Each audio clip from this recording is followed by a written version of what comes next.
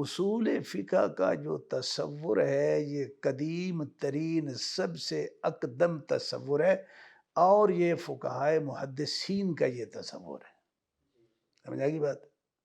صحابہ سے لے کے، صحابہ معتدلی تو نہیں تھے نا، استغفر اللہ، وہ جہمی تو نہیں تھے، اشعری ماتریدی تو نہیں تھے نا، وہ حنفی شافی مالکی تو نہیں تھے، بالکل بس یہی تھے۔ یہ جو منہج ہے، مسلک ہے اہل حدیث، یہ اصل وہ علمی طور پہ، فقہی طور پہ، عقیدے کے لحاظ سے، منہج کے لحاظ سے یہ اقدم ترین اور اصفا صافی ترین منہج ہے جو چلا آ رہا۔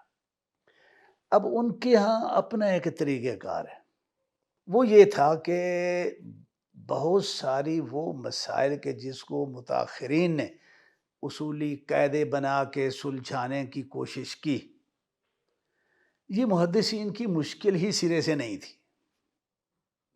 کیوں نہیں تھی؟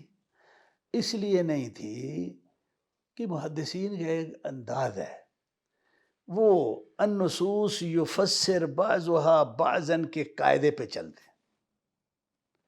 وہ آپ قاعدے بنا کے، اب نصوص کا استیاب نہیں ہے، نصوص کا احاطہ نہیں ہے، حدیثیں یاد نہیں ہیں، حدیث میں ضعیف کہہ لو، یتیم کہہ لو، کم مایہ کہہ لو، اور قاعدے میں جو ہے نا وہ بڑا غنی آدمی ہو جائے تو بتاؤ وہ کیا کرے گا؟